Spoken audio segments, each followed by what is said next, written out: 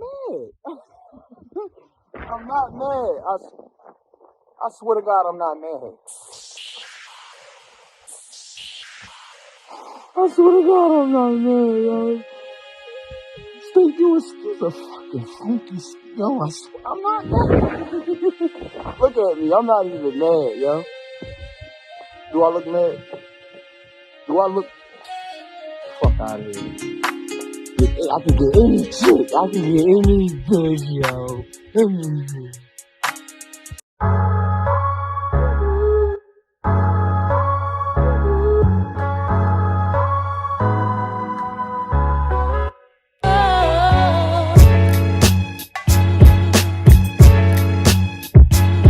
Hey, what's going on, folks? Another episode of Just My Opinion with Ryan, and the Shy is back. Before we get into it, if this is your first time here, hit that like and subscribe button. And for those who keep coming back, thank you. A huge thank you as always. Let's get into it. The Shy came back, and it came back with a shocker as far as the opening scene. Like I thought I was gonna have some questions, but opening scene, we see Keisha and the guy Emmett making love, and then you see all these type of quick montages of what everyone else was up to. And of course, the thing I was most confused about was, the Emmett and Keisha sex scene. But we do find out that apparently it was simply just a fantasy that the homie Emmett had. And so yeah, but nevertheless, the opening scene was definitely an eye opener. I almost didn't know what to expect. I thought it was going to be one of those things where we see what is happening now, and then it just, goes back to how it built up that way. But nevertheless, man, a lot to get into, man. I really felt like this episode was definitely relationship heavy. Definitely a lot of breakups or writing on the walls for breakups. So let's just get through it. Tiffany and Emmett, probably, in my opinion, like the biggest couple to pay attention to when it comes to the show.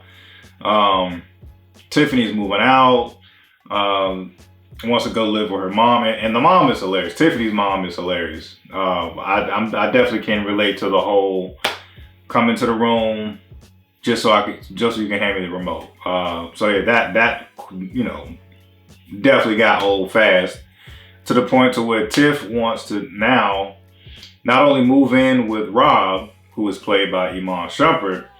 She lets Emmett know, hey man, I don't want to be a wife anymore. And you can't blame her. I mean, I totally get it. It's like, I wanted you at first, but even though Emmett was honest and trying to be forthcoming in terms of, and being transparent when he did sleep with Dom, I think that was just the straw that broke the camel's back, despite the honesty and all that Emmett tried to have. So I get it. It's one of those things where I think Emmett was trying to be the good guy too late.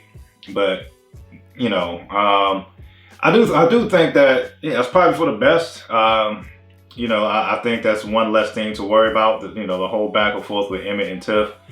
Hey, if it's over, it's over. Sometimes that's just what it is. But my prediction for that, I do think is going to be a situation where it's like, Tiff thinks like the grass is greener with Rob, and I think something's going to occur. Maybe, Rob becomes like an asshole or something, and Tiff kind of realized like, well, damn, Emmett was trying to be a better man and things of that nature. I feel like Tiff is going to try to, in a weird, happening of events. I do think there'll be a sense where Tiffany actually wants to go back with Emmett, but we'll see. I do feel like, hey, this was an episode of breakups. We see Keisha wants to, which I'm rooting for. I think Keisha, by far has went through the most on this show, for obvious reasons if you've seen some of the previous seasons. But I like the directions Keisha is even going in. She's like, look, I'm about to go on campus. I'm actually about to finally pursue some type of form of higher education, see what I can make better of myself. I got to do better for my son.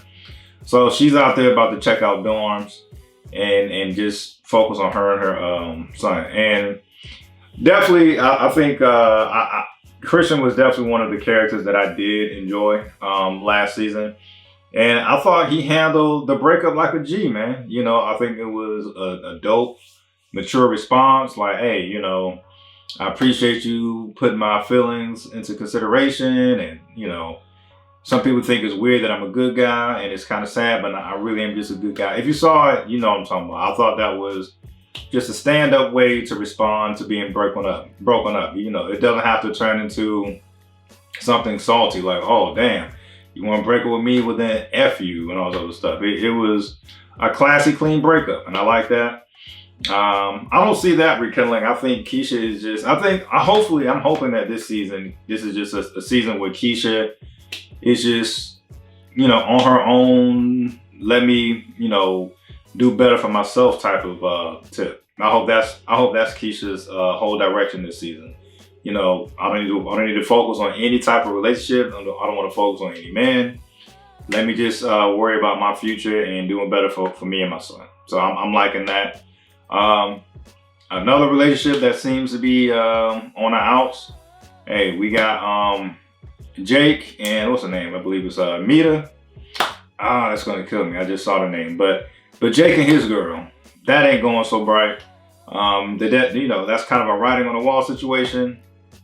You know, but even with her, I think she's kind of having regrets about leaving Kev, who was overall was a good guy, but you know, maybe a little too soft, a little too cushy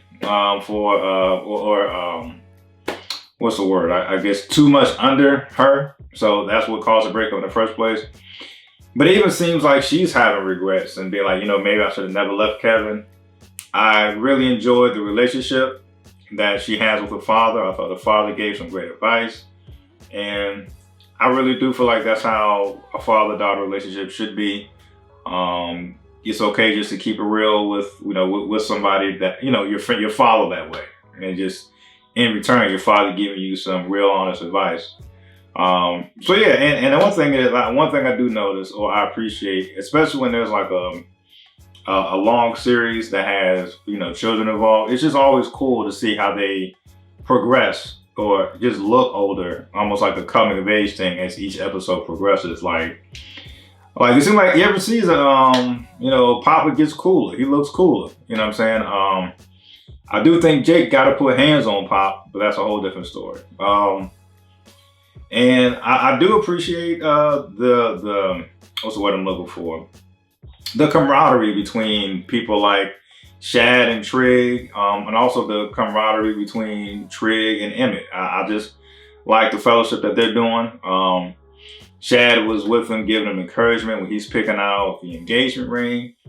He was there giving him encouragement when, unfortunately for Trig, Imani does not show up because she saw the horrifying video of Trig beating up the teenager who was purposely trying to push Trig's buttons, which is another sad case. But nevertheless, just right now for the talking point, you know, I really enjoy the camaraderie that Shad and Trig have, as well as Trig and Emmett are having. I thought that was very dope. So yeah, man. One of the things that I think is telling is just the type of turning a new leaf that Trig is trying to do, and unfortunately, you know, everyone has a bad day. He definitely got caught or set up with the whole viral video of him beating up the troubled teenager. The troubled teenager who's still running around on the streets, and he shot Ronnie in cold blood in the head. Granted, we all know the whole story about Ronnie. You know, he did, you know, kill somebody himself. But yeah, just wow. And I'm happy about Jada and her relationship. Once again, I don't think that's ending anytime soon. But I can't blame Jada, man. It's like, look, I'm happily married going on 12 years. And yes, of course, it's not like I have a whole separate house. But I do have where I'm at right now, which is the man cave. Because sometimes you do need your space. So I understand where Jada is coming from about that, being hesitant to let someone move in with you.